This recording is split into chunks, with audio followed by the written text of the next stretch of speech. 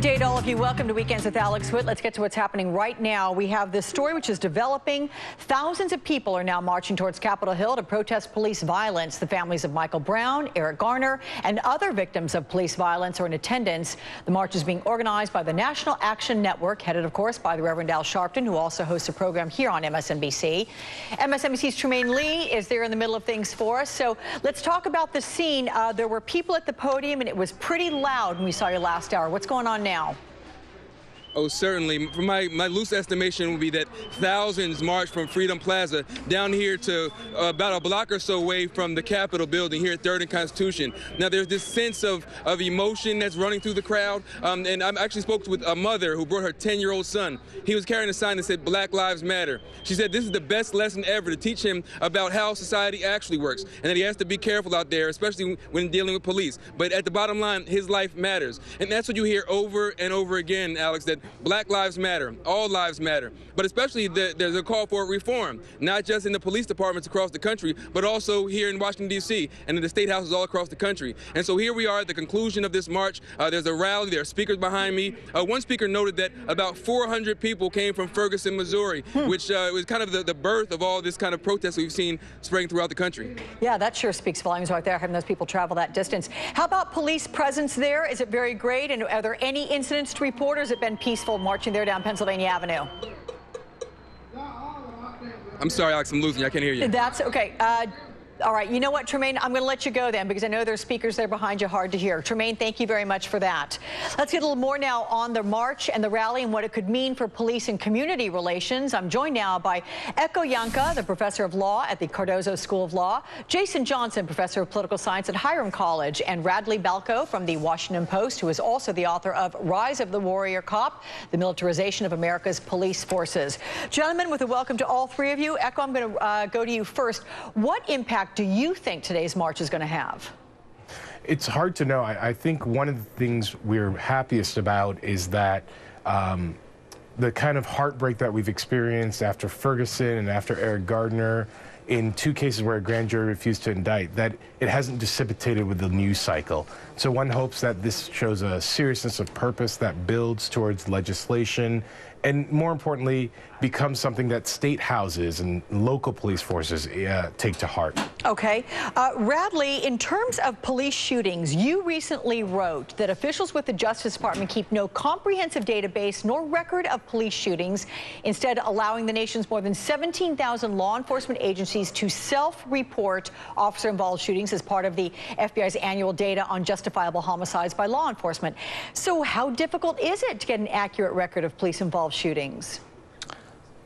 It's pretty much impossible. I mean, there are several kind of private efforts going on right now that are using media reports and basically trying to track them that way. And what we're finding out, and I guess what the Wall Street Journal reported last week, is that the FBI figures, the FBI does keep records of what they call justifiable homicides committed by police, which means cases where the cop was actually cleared. But what the Wall Street Journal found is even those numbers are way, way off, that the number may be 2 or 3 times higher than the 400 or 500 that the FBI reports every year. And this is a problem. I mean, this is, you know, the police, we give them the power to detain and to kill, and there's really no oversight, and there's no way of keeping track just how often they use lethal force against citizens. Okay. Jason, I understand that you just got in there to the studio. Yeah. You were down at the march. Talk about the mood. Talk about what you saw there. You know, the mood is amazing, and I cannot stress this enough. These are diverse crowds. I mean, when it started, I was with some of the groups that were lined up before, and now the people who are at the main station. It's people of all colors. It's people of all types. There is a general sense amongst this crowd that this is a government problem, that this is a human rights problem, and it's not just a black and white issue. It's an issue about American citizens concerned about how much their government is responding and what kind of behavior is allowed from police. It's amazing. So, Ekow, on the heels of what you're just hearing and the fact that these protests are going from one city to the next, but really converging. We got 400 protesters from Ferguson coming there to Washington, D.C. At what point do you think this is an actual movement that will result in something tangible rather, that creates change? Well, I think this does matter, and I think we are starting to see as you say, an actual movement. And the most important thing about actual movements is that they're multifaceted. So you see, for example, the mayor and the governor of New York State feeling a lot of political pressure to do something about the way their police force interact with minority communities. And it's certainly true in St. Louis and Missouri, the mayor and governors there.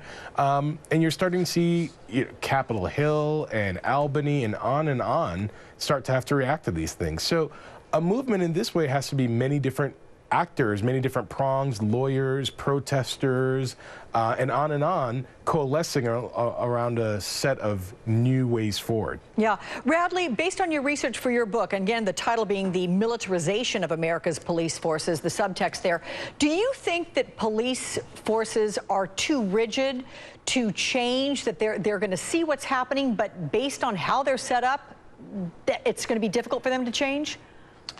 Well, I think it's going to be difficult because you're changing an entire culture that has set in over the last generation or two. We've conditioned, I think, too many police officers to see themselves as people who are at war rather than, peace officers who are there to protect and serve. If you talk to people who do police training in lethal force, they'll tell you that for the large part, there's been a de-emphasis on de-escalation and conflict resolution, and more emphasis on training with guns and training with tasers. And so, if you're putting all of this, all of your training, lethal force training, is on how to use the weapons, and very, very little, if any, on how to resolve situations without using force, then we shouldn't really be surprised what we're seeing. But it really does start with policy. I mean, I think we need to, the curriculum needs to change. And I think we need better policies. We can rail against individual cops all day, but until you change the policies, you're going to continue to get the same results. So, Jason, how confident are you that we are going to see changes in law?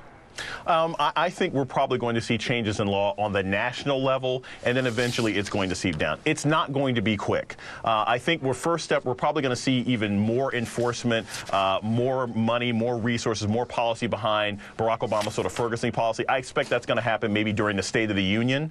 And then increasingly, you're probably going to see people at the local level running about these issues. And I think what's important is this also.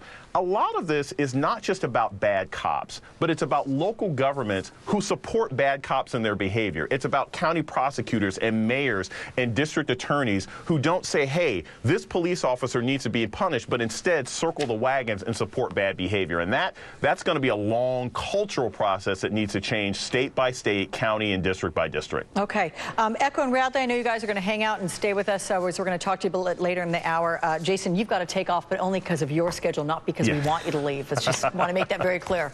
Jason Johnson, good to see you. Thanks. Thanks, Alex. Let's